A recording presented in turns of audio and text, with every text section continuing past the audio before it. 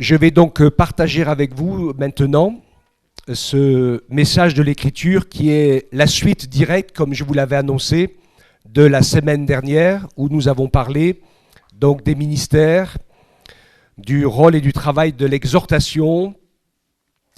Et j'ai juste ouvert et entrouvert la porte un petit peu sur ce qui est la clé de tout cela, la clé de voûte qui est le ministère du Saint-Esprit.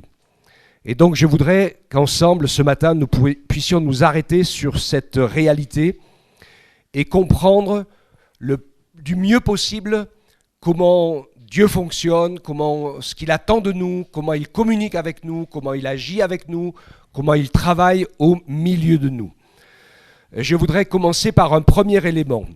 Est-ce que pour moi c'est important, et je le dis comme ça, je ne sais pas si ça l'est pour vous, mais je vous l'ai dit plusieurs fois, c'est une question: quelle est la caractéristique principale du ministère de Jésus, à votre avis? Ce qui spécifie son ministère. Alors on va dire certainement les miracles, les guérisons. Alors on nous dit l'obéissance au Père, l'amour, le sacrifice pour nous, voilà, son amour, tout cela découle bien sûr de sa nature d'amour, évidemment, qui est la nature même de Dieu. Et il y a quelque chose d'assez particulier, donc je vais aller et préciser le pardon des péchés, bien sûr, évidemment, à cause de son sacrifice, de sa vie offerte. Et tout cela parce qu'il a été obéissant, en accord et en obéissance avec la volonté de son Père. Je crois l'avoir soulevé à quelques reprises. Jésus affirme dans l'évangile de Jean qu'il est sans péché en disant « Qui de vous me convaincra de péché ?» Vous vous rappelez de cela ? On sait que donc Jésus est sans péché. Jésus a vécu sur la terre sans péché. Jésus a agi sur la terre et fait les œuvres incroyables qui sont toutes parfaites. Est-ce que vous savez pourquoi ?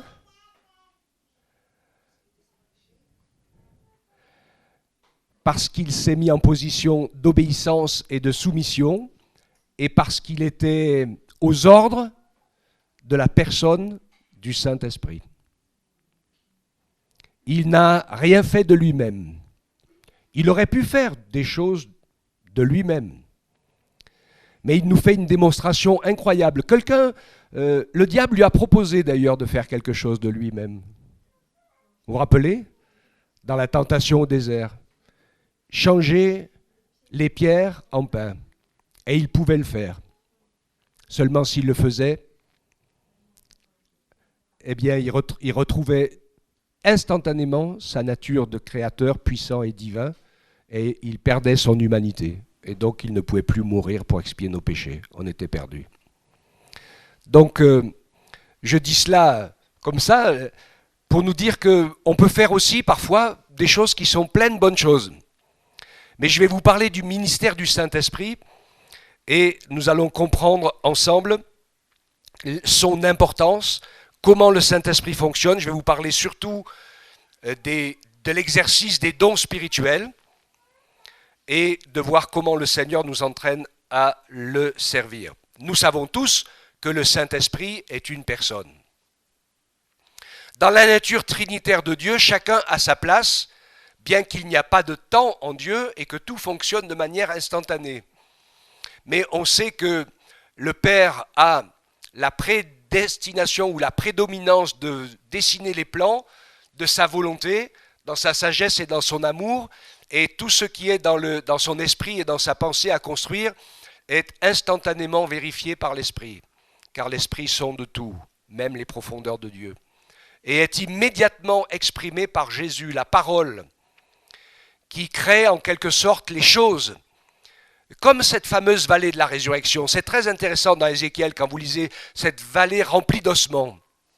Il y a une parole qui est le plan de ressusciter le peuple d'Israël. C'est une prophétie sur la résurrection du peuple d'Israël qui sort des camps de concentration, pour commencer, et qui va se multiplier beaucoup.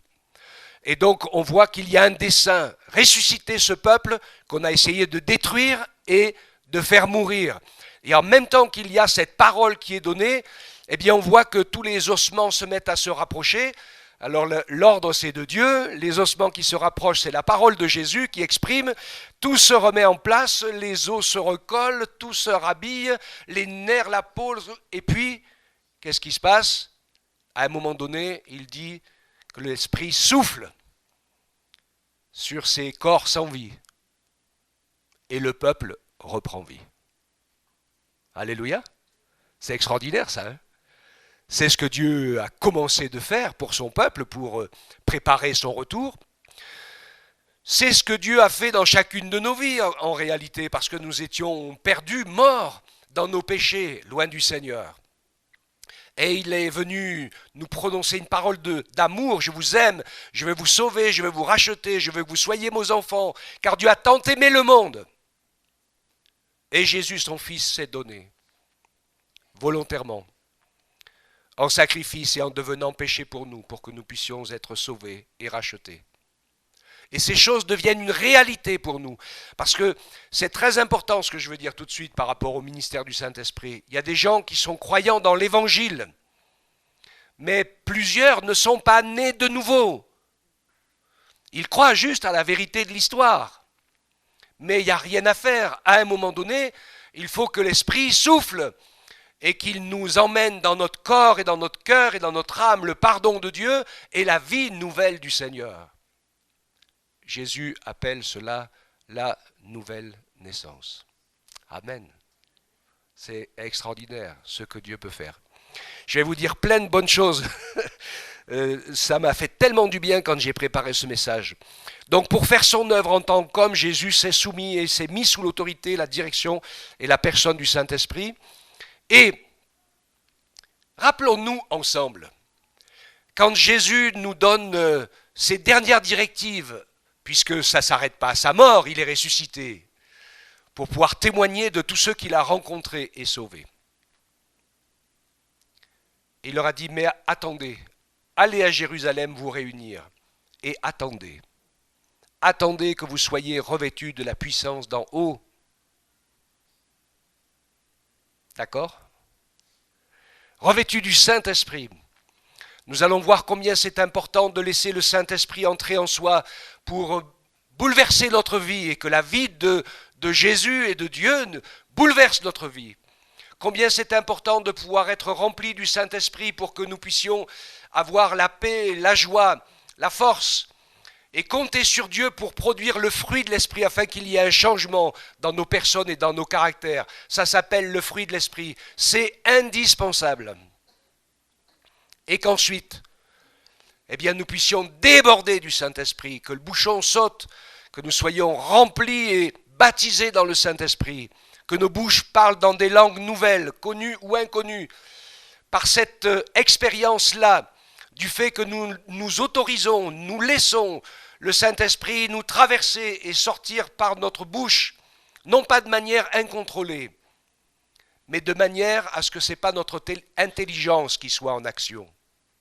Parce que celui qui veut se taire se tait, et celui qui ne veut pas se taire ne se tait pas. L'Esprit de Dieu n'a jamais abusé de nos corps, de nos personnes ou quoi que ce soit. Il nous respecte complètement. Mais c'est vrai que le Seigneur veut que nous puissions ainsi déborder. C'était cette promesse que Jésus a faite à la Samaritaine. Il dit, cette source que tu auras deviendra en toi une source qui jaillira jusque dans la vie éternelle. Et Dieu veut nous faire déborder par les dons spirituels pour que nous puissions être ses témoins avec les armes qu'il faut pour pouvoir faire son œuvre sur cette terre.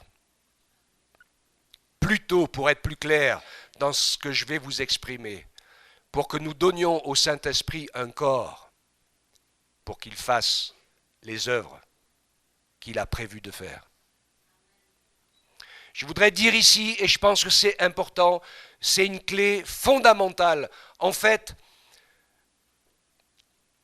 il y a pratiquement personne qui a un ministère. Il n'y a que le Saint-Esprit qui a un ministère. Parce que je sache, aucun d'entre nous n'a de puissance, ni pour guérir un malade, ni pour ressusciter un mort, ni pour pardonner les péchés de quiconque. Il n'y a que le Saint-Esprit qui est capable de le faire. Serions-nous plus grands que Jésus, qui lui-même ne faisait rien d'autre que ce que le Saint-Esprit lui demandait de faire? Et il ne disait rien d'autre que ce que le Saint-Esprit lui demandait de dire. À part dans la vie courante de tous les jours, quand il était question de se chauffer, de manger, de faire la cuisine, de s'habiller, ou etc., en marchant avec ses amis, on va pas être des extras super spirituels, mais dans tout ce qui concerne l'œuvre de Dieu, il faut que nous soyons conscients que nous sommes des instruments entre les mains du ministère du Saint-Esprit. Quand nous étions païens, nous étions entraînés et dévoyés vers des idoles muettes. Nous le faisions de nous-mêmes. Dans notre vie personnelle, il y a 3 sources d'inspiration. Notre personne, le monde des ténèbres ou le Saint-Esprit. Et nous sommes en permanence sous l'influence de ces 3 sources d'inspiration. La première que Jésus, l'Écriture appelle la chair, qui est notre nature, par laquelle on peut même apparemment faire des choses très belles. Moi, j'ai toujours été impressionné par la lecture de 1 Corinthiens 13. Il n'y a pas que des choses mal dans 1 Corinthiens 13, il y a des choses très bien, qui sont les mêmes, mais elles sont très bien et inspirées par la chair, et n'ont absolument aucune valeur, jusqu'à sacrifier même sa propre vie. Mais elles ont toute la valeur si c'est le Saint-Esprit qui nous demande de le faire. D'accord ? Pour faire l'œuvre de Dieu, il n'y a que l'inspiration et la direction du Saint-Esprit. Jean 15, 26, quand le Consolateur, que je vous enverrai, quand sera venu le Consolateur, que je vous enverrai de la part du Père, l'Esprit de vérité qui vient du Père, il rendra témoignage de moi, et vous aussi vous rendrez témoignage, parce que vous êtes avec moi dès le commencement. Amen. Le Saint-Esprit nous a été donné pour nous aider à être ses témoins. Alléluia. Et nous sommes témoins par le fruit de l'Esprit, bien sûr, dans nos vies. Nous sommes témoins par l'amour et la joie qui sort de la bouche du Seigneur. Et c'est vrai que nous sommes moins témoins si nous sommes tout le temps tristes, si nous râlons tout le temps, si nous sommes, comme nous l'avons écouté ce matin, toujours dans la murmure et la discussion. Parce que c'est toujours plus facile de voir ce que les autres font pas bien. Ça nous rassure un peu sur le fait que nous, on ne fait peut-être pas toujours bien ce qu'il faudrait non plus. Alors on se juge sur cette étiquette, mais c'est complètement inutile. Ce qui est important de comprendre, c'est que notre référence, notre modèle, c'est Christ. Et que devant le Christ, quand nous nous retrouverons devant lui, nous ne pourrons pas dire « celui-là m'a fait du mal, celle-là m'a pas compris, etc. etc., etc. » Et ce que le Seigneur nous demande, c'est « Est-ce que toi, tu as porté le fruit de l'Esprit ?» Alléluia.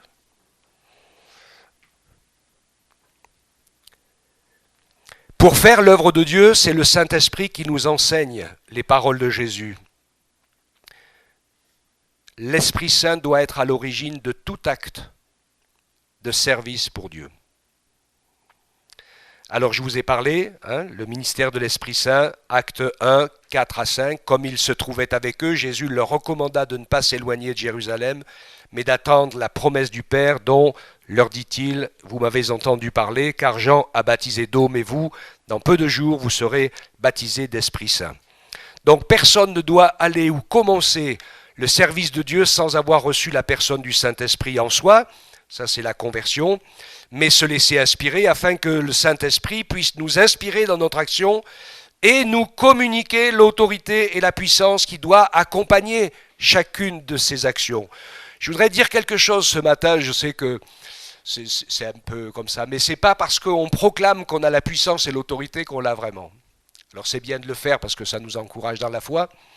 Mais ce qui est important, c'est de savoir qu'à partir du moment où nous sommes alignés par le Saint-Esprit et que nos robinets sont ouverts et que nous sommes dans ce que Dieu veut en train de faire, ne vous faites aucun souci, vous aurez la puissance, la délivrance et la liberté.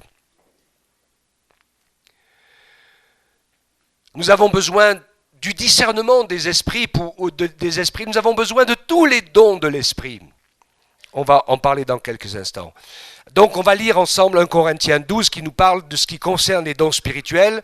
Et je ne veux pas que vous soyez dans l'ignorance. Au verset 3, il dit « Ce que je vous déclare, c'est que nul, s'il parle par l'Esprit de Dieu, ne dit que Jésus n'est pas Dieu ou qu'il est autre chose. Mais on ne peut dire Jésus est Seigneur si ce n'est que par le Saint-Esprit. » Et écoutez bien, il y a diversité de dons, mais le même Esprit. Diversité de services. Et je pense beaucoup à ce que je vous ai dit la semaine dernière sur l'exhortation ou l'enseignement. Mais il y a le même Seigneur. Il y a diversité d'opérations. Et là, il parle des 9 dons de l'Esprit. Mais un même Dieu qui opère tout en tous. Or, à chacun, la manifestation de l'Esprit est donnée pour l'utilité commune. Ne nous attribuons pas à nous-mêmes des ministères, en quelque sorte, qui sont en réalité des dons qui émanent directement du ministère de l'Esprit Saint. Nous devons nous rappeler que nous sommes uniquement des canaux permettant à l'Esprit Saint d'accomplir son ministère. Pour accomplir les œuvres et le service de Dieu, eh bien, c'est à nous de veiller pour être inspirés, pour être commandés et envoyés par l'Esprit Saint.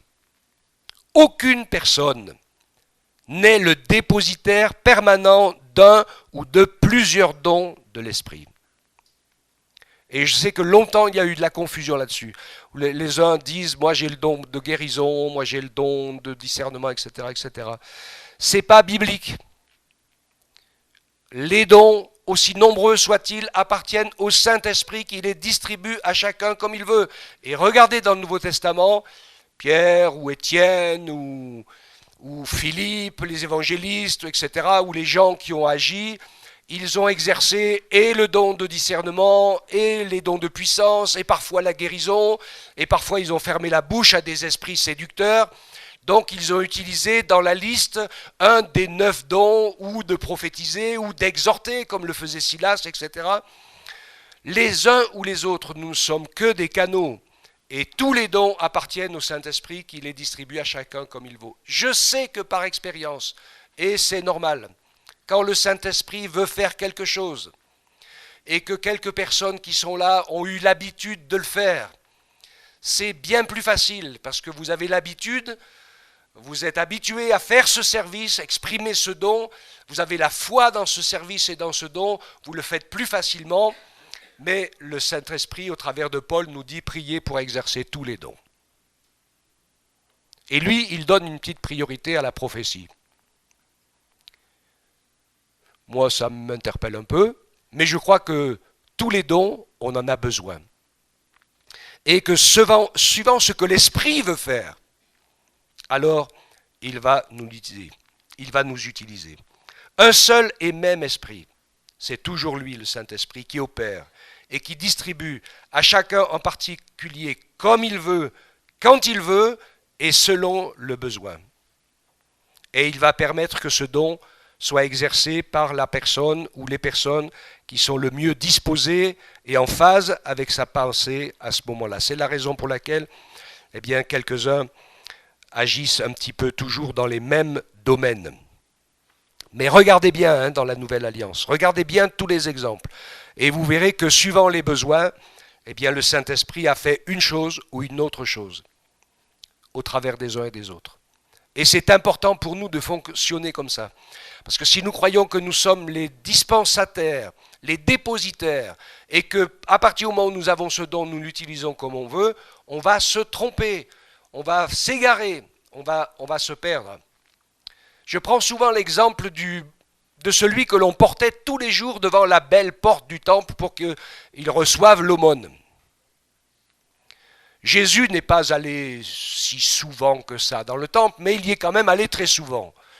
Dans les périodes où il était à Jérusalem, pendant 2 ou 3 périodes de sa vie, quand il était là, il y allait tous les jours. C'était comme ça qu'il faisait à l'époque. Nous, on n'a pas l'habitude. Nous, je veux aller au temple de Bordeaux, je prends la voiture, je vais au temple de Bordeaux, puis je reviens, je rentre à la maison. Si je veux y retourner, j'y retourne la semaine d'après. Mais comme eux, ils marchaient à pied, si je marche à pied et que je veux aller au temple de Bordeaux, ça va me prendre un certain temps pour y aller. Donc quand j'y serai, je vais y aller tous les jours du matin au soir, pendant un certain nombre de jours, et puis après, je reviendrai. Est-ce que vous croyez que Jésus n'a jamais croisé cet homme paralytique, impotent, qu'on posait tous les jours devant la belle porte du temple pour qu'il demande l'aumône?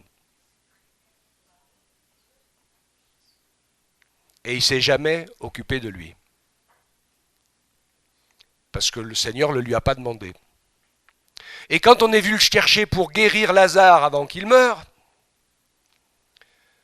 eh bien Jésus n'a pas sauté dans ses valises et dans sa voiture pour courir jusqu'à lui, parce qu'il était quand même assez loin, de toute façon il n'arriverait pas assez vite.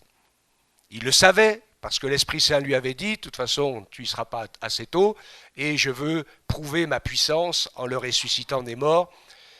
Je ne sais pas s'il lui a dit tous les détails, mais nous, on sait aujourd'hui qu'il y avait là derrière un enseignement très important qui nous montre la différence entre ce que j'appelle une résurrection et une ressuscitation.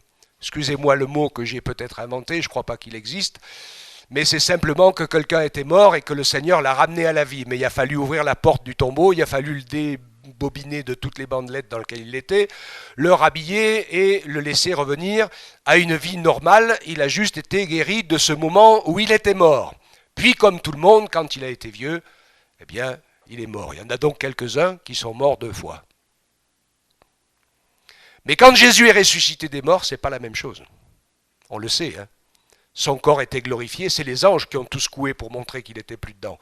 Mais lui, il n'a pas besoin qu'on ouvre, qu'on fasse quoi que ce soit, il est sorti du linceul, du tombeau, tout sans rien bouger, parce que son corps était glorifié et qu'il avait un corps glorifié capable de traverser la matière sans aucun problème. Donc la résurrection de Jésus est bien différente. Et c'est certainement, et c'est bien sûr pour cela que le Saint-Esprit a permis que plusieurs résurrections soient faites pour montrer que Dieu était plus grand que la mort. Parce qu'on sait très bien, vous vous rappelez, vous l'avez lu, que quand Jésus est mort et que le voile du temple s'est déchiré en 2 et que la nuit est tombée, à ce moment-là, au moment de sa mort, quand Jésus est ressuscité, plusieurs de ceux qui avaient été enterrés, des chrétiens, des croyants, ce n'étaient pas des chrétiens à l'époque, il n'y en avait pas encore, hein, mais ceux qui étaient croyants étaient morts. Il y a eu une petite vague de résurrection au moment de la résurrection de Jésus. C'était un signe qui montrait, Dieu dit, la mort, comme il l'a dit lui-même, Dieu n'est pas le Dieu des morts, il est le Dieu des vivants, et pour lui tous sont vivants, et la mort, ce n'est pas un problème. Pour Dieu.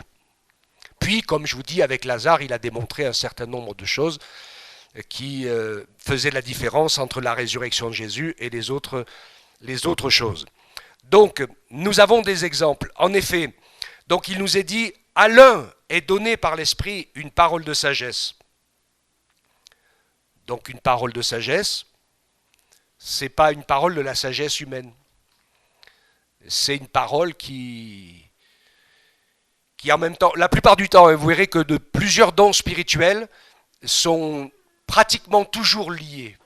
À une parole de sagesse, il n'y a pratiquement toujours une parole de connaissance. Je me rappelle du témoignage de quelqu'un qui était en train d'acheter une maison, les choses étaient en train de se faire, et puis voilà, il devait signer la vente ou l'achat, enfin comme vous voulez, je ne sais plus comment on dit, le sous-seing, dans la semaine, et puis il dit Seigneur, ta grâce nous conduise, que tu sois vraiment à l'œuvre et que tu montres tout ce qui... Et quelqu'un qui n'était pas du tout au courant dans une grande assemblée, il dit tu dois acheter une maison, tu dois signer la semaine prochaine, donc ça c'est un don de connaissance, mais le Seigneur te dit ne signe pas, il y a un piège derrière. Parole de sagesse et de connaissance en même temps. Donc il s'est renseigné, bien sûr. Et il s'est aperçu que ce n'est pas un vice de forme qu'il y avait, mais il y avait une partie importante de tout le devant de la maison qui était de toute façon par la loi très ancienne commune à toutes les maisons qui étaient dans le coin. Donc il aurait été chez lui, pas chez lui. Ok. Mais heureusement que le Seigneur l'a prévenu. La plupart du temps, quand vous avez des dons de puissance, comme les miracles ou comme la guérison, il y a toujours le don de la foi qui va avec la plupart du temps. C'est indissociable. Comme quand il y a le don du parler en langue avec l'interprétation.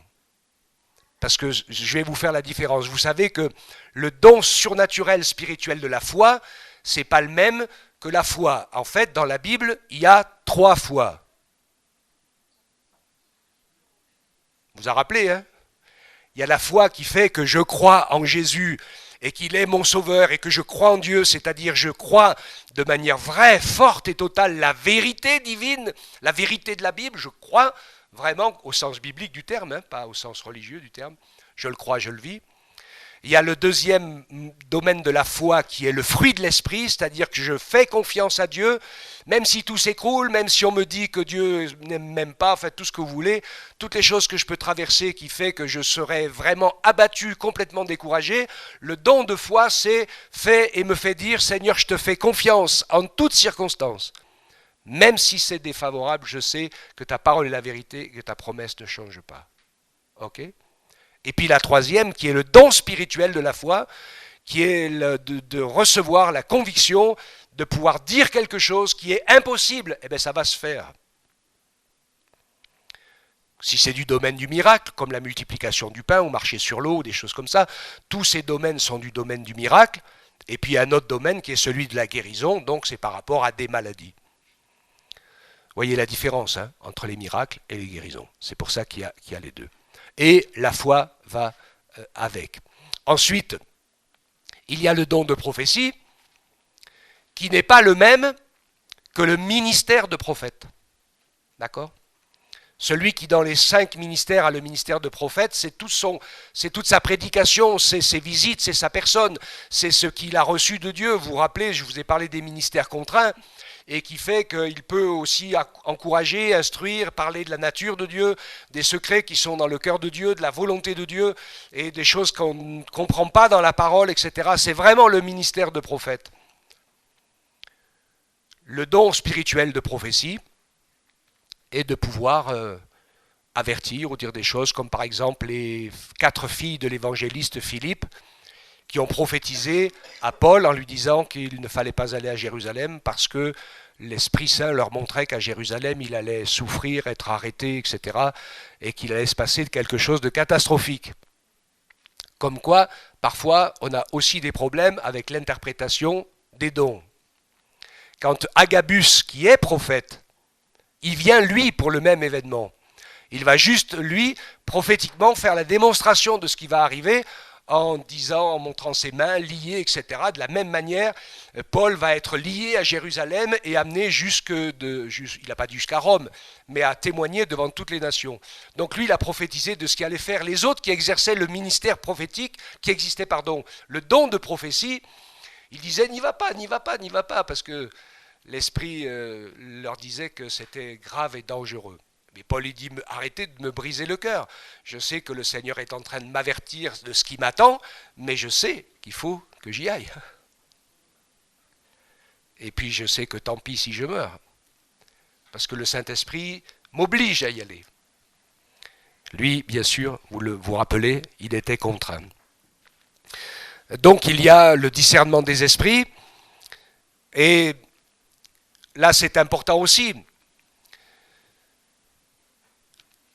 Je ne crois pas que le Saint-Esprit nous appelle à amener à la délivrance chaque personne qu'il nous a montré posséder. Ah. Eh oui. Qu'est-ce qu'il dit Jésus ? Quand l'esprit est sorti de quelqu'un, le mauvais esprit s'en va, on l'a obligé à sortir par le nom de Jésus, par la puissance du Saint-Esprit, il sort. Il revient. Et qu'est-ce qu'il voit ? La maison vide, balayée et ornée. Ça, c'est merveilleux parce que c'est ce que Jésus fait quand on le laisse travailler dans notre cœur. Il enlève nos péchés et il nous donne la possibilité de recommencer une vie nouvelle. Seulement le problème de celui-là, c'est qu'après que l'œuvre de Jésus a été faite, il n'a pas invité Jésus à venir habiter la maison. Oh! La maison était vide. Donc l'esprit est allé en chercher cet autre, plus méchant que lui, et ils sont rentrés, et la condition de cet homme a été pire que la première. Moi je connais plusieurs cas, et surtout un en particulier, qui, pas longtemps après avoir vécu ce genre d'expérience, a mis fin à ses jours, parce que sa vie, au bout d'un an ou deux comme ça, était devenue insupportable, ce qui peut se comprendre.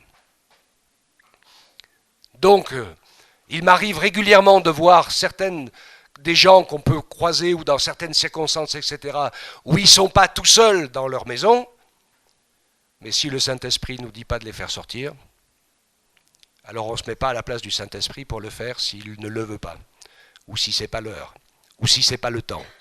Et en contrepartie, je voudrais dire quelque chose qui est important, parce qu'ils vont se dire, ah mais si on le laisse comme ça, qu'est-ce qui va se passer?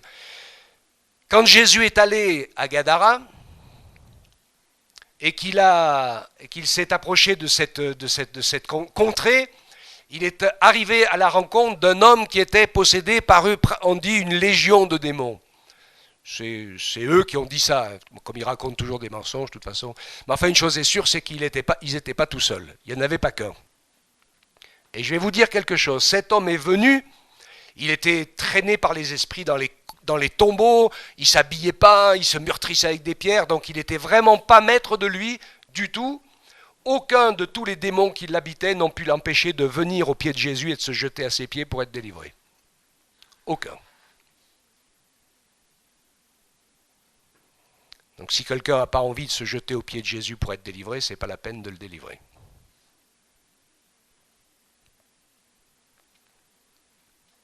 Malgré sa possession la plus terrible qui soit, Jésus nous donne toujours des exemples, et il en a fait tellement d'autres comme ça, que l'homme garde quand même toujours un oui ou un non à Dieu. Et tous ceux qui, au fond de leur cœur, ont un oui à Dieu, finissent toujours par le rencontrer. Alléluia, heureusement. C'est l'amour de la vérité. Donc, ne pas attribuer des choses dont on est les dépositaires alors qu'on ne l'est pas. Nous sommes sous le ministère du Saint-Esprit de la même manière que Jésus l'était, qu'il ne faisait rien de lui-même, qu'il ne disait rien de lui-même, mais il a été rempli de la puissance du Saint-Esprit.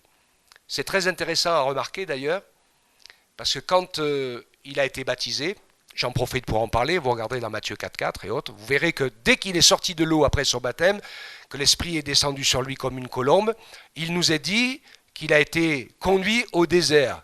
Qui c'est qui l'a conduit au désert? C'est le Saint-Esprit qui l'a conduit au désert. Jésus, conduit par le Saint-Esprit, a été emmené au désert pour y être tenté par le diable.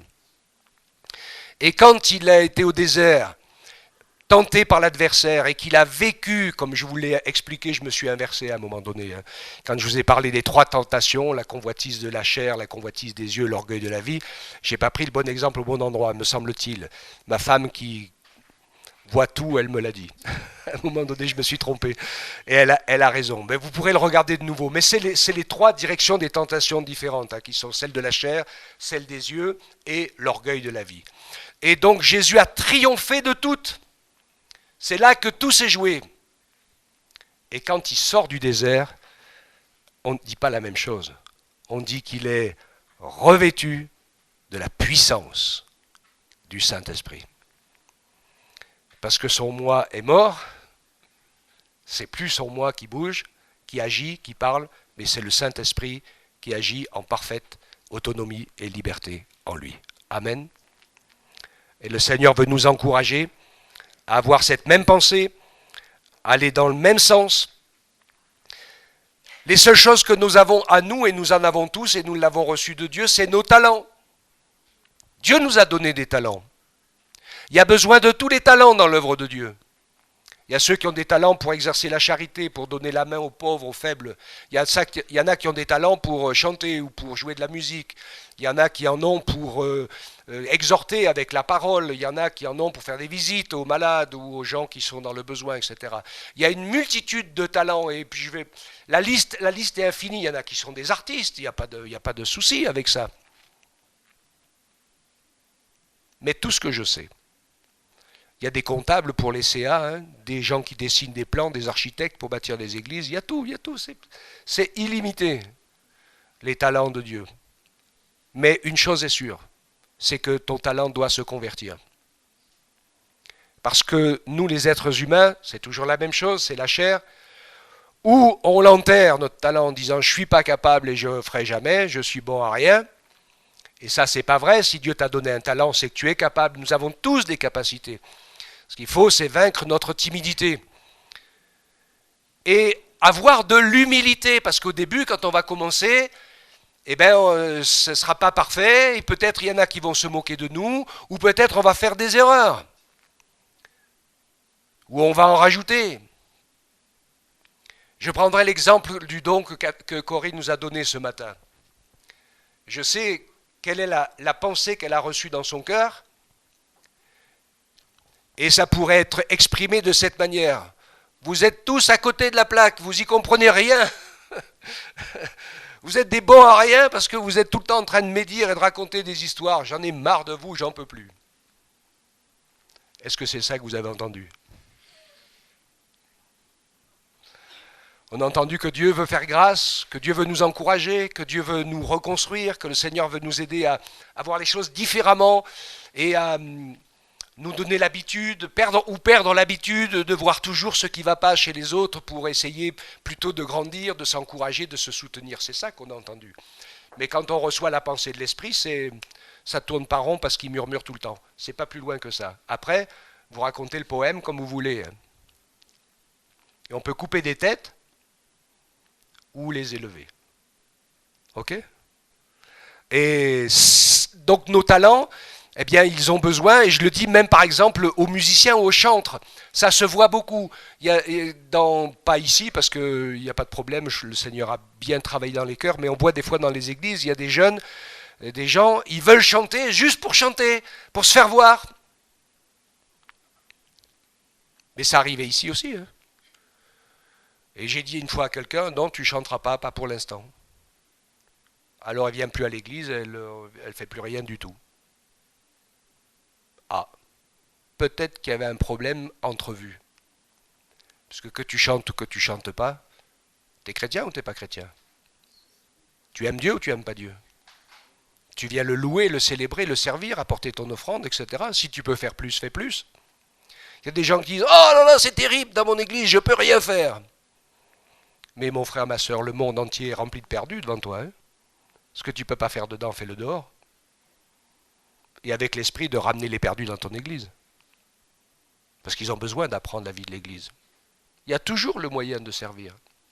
Je dis souvent, heureusement qu'on avait un trésorier qui est sensible à l'esprit, ou un conseil d'administration quand on a acheté l'église. Parce que si on avait eu un comptable professionnel qui aurait fait les comptes de l'église, de ce qu'on était capable de donner, de sortir et tout, mais jamais de la vie on aurait pu l'acheter cette église. On a été une bande de timbrés quand on a fait ça.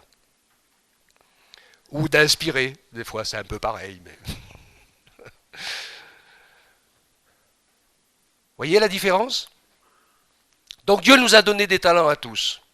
À nous de les trouver, mais de les convertir aussi, pour les mettre au service de la communauté et du monde perdu. Nous ne sommes pas là pour nous servir, pour faire voir aux autres les capacités que nous avons reçues, mais pour permettre aux capacités que nous avons reçues d'être bénissantes pour les autres. C'est ce que Dieu fait pour nous et c'est ce que nous sommes appelés à faire. Alléluia. Donc je voudrais vraiment que ça soit ancré en nous, cette réalité du fait que nous sommes un corps, des bras, des jambes. Nous sommes présents, représentants de la lumière de Dieu et de son évangile. Nous sommes le temple de son Saint-Esprit. Est-ce que nous sommes décidés ensemble à laisser le Saint-Esprit accomplir son ministère au travers de nous. Alléluia, quel qu'il soit. Et je crois que devant les circonstances, on peut tout faire. Si tu te trouves en face de quelqu'un qui a besoin d'être délivré, et c'est toi qui es là, et que le Saint-Esprit te dit allez, il faut y aller, c'est maintenant, c'est aujourd'hui, c'est pas demain, parce que demain peut-être il sera mort. Eh bien, il faut le délivrer. Et tu le crois et tu le fais par la foi. Alléluia. Amen. Et c'est vraiment essentiel. Vous savez que on peut des fois, je sais qu'il y a des faux serviteurs parfois qui font croire des choses, etc. Mais je me rappelle une fois, ils se sont attaqués pour la résurrection d'un mort. Il n'est jamais ressuscité, le mort. Et je ne vous dis pas la honte pour tous les chrétiens qui étaient là, parce qu'ils avaient tous la foi, ils ont tous prié, etc. Mais si ça avait été une parole que l'Esprit avait donnée à quelqu'un parce que l'Esprit Saint voulait ressusciter le quelqu'un, il n'y a pas de souci, il serait ressuscité. Mais s'il n'est pas ressuscité, ben, ma foi, je suis désolé, il ressemblait aux gens devant le temple de Baal qui sautaient, qui se faisaient des incisions, ils criaient. Ils pensaient qu'à force de crier et de sauter, le feu allait descendre sur l'autel, mais il n'est jamais descendu. Mais l'autel d'Élie, lui, il était arrosé, d'Élysée, pardon, il était arrosé, réarrosé, et mouillé, noyé et tout. Le feu est descendu parce que le Seigneur lui a dit que le feu allait descendre, et le feu est descendu. Et même l'eau, les pierres, le sacrifice, tout a été consumé.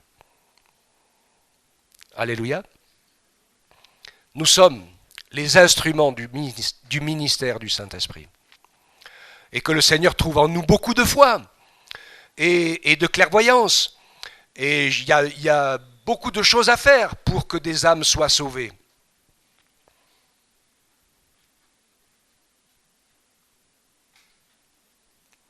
Mais ne bossons pas à la place de Dieu. D'accord ? Et que nous puissions ainsi nous laisser, et je suis sûr qu'on va vivre de belles et grandes choses, parce que quand le Saint-Esprit nous envoie, et quand le Saint-Esprit fait des choses, tout ce qu'il fait est toujours magnifique. Et c'est ce qu'on disait de Jésus, ce qu'il faisait, il dit, jamais homme n'a parlé comme cet homme, jamais personne n'a fait ce qu'il a fait. Et on sait qu'il ne parlait pas de lui-même, il ne faisait pas de lui-même. C'était le Saint-Esprit qui lui ordonnait. Alléluia. Il prenait le temps, beaucoup de temps pour prier son Père, pour savoir qu'est-ce qu'il devait faire, où il devait aller, comment ça devait se passer. Pourtant, il est Dieu, hein, mais il était complètement soumis. Et nous, des fois, on se prend pour ce qu'on n'est pas. Que Dieu nous aide à le servir avec humilité et avec foi. Que nous puissions dire, je ne peux rien faire de moi-même, mais je puis tout par celui qui me fortifie. Et quand Paul disait, priez pour exercer les dons spirituels, priez pour en avoir avec abondance. Alléluia. Et le réveil dans l'œuvre de Dieu, c'est les dons de l'Esprit que le Saint-Esprit peut distribuer et mettre en œuvre tous ceux qu'ils soient, et encore plus ceux des miracles, des délivrances, etc., etc. Que Dieu trouve en nous des instruments obéissants, simples, humbles et fidèles. Et le Seigneur confirmera, comme il l'a toujours fait, il confirmera sa parole. Pas la nôtre, mais la sienne. Toujours. Il confirme toujours sa parole. C'est comme ça que c'est écrit. Hein, si ce que tu as demandé ou dit n'arrive pas, c'est que c'est ta parole. Mais si ça arrive, c'est que c'est la sienne. Alléluia. Soyez bénis. On te loue, Seigneur, parce que dans ta sagesse immense, tu nous montres comme en toi, le Père, le Fils et l'Esprit, personne ne travaille tout seul. Mais que tu as un plan sage, et que nous sommes invités et tu nous appelles à participer à ce plan. Tu nous as laissés sur la terre pour que tu puisses avoir des corps, des âmes, des esprits fidèles au travers duquel le Saint-Esprit va pouvoir agir et bâtir le royaume de Dieu en annonçant la parole, en guérissant les malades, en délivrant les captifs, en renvoyant libres les opprimés. Donne-nous, Seigneur, de ne pas nous tromper de manière de faire, en ayant l'impression de faire ceci ou cela, mais de rechercher dans ton esprit et avec ton esprit où tu veux nous envoyer. Qu'est-ce que tu veux que nous fassions? Quand tu veux que nous le fassions?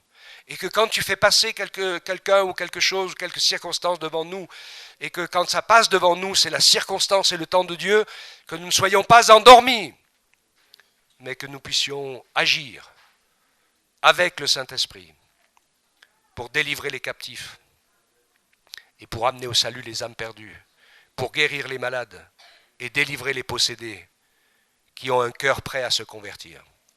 Merci Seigneur pour toutes ces choses. Nous voulons prier pour que tu nous inspires, que nous puissions parler en langue, que nous puissions adorer, que nous puissions être renouvelés dans le Saint-Esprit pour que nous soyons sensibles à tous les desseins qui sont en toi. Parce que toi, tu vois là, dans ce monde perdu, ceux qui te cherchent vraiment. Tu vois ceux qui pleurent et qui ont besoin de te rencontrer. Tu connais aussi les moqueurs, mais dans les moqueurs, il y en a aussi qui se convertiront. Même dans les persécuteurs, il y en a qui se convertissent. Donne-nous ce discernement, cette clairvoyance, cette sensibilité à ta voix, à tes plans, à tes desseins, afin que les prières que nous ferons, qui seront inspirées par toi, soient exaucées. C'est vraiment ma prière et j'espère et je pense et je crois que c'est la nôtre à tous, Père. Au nom de Jésus, glorifie ton nom au travers de ton Église, que nous puissions comme toi être des canaux fidèles. Agis au milieu de nous, Père, au nom de Jésus. Communique-nous l'amour, le discernement et la puissance de ton Esprit Saint pour aller accomplir ton œuvre. Au nom de Jésus-Christ. Amen. Amen.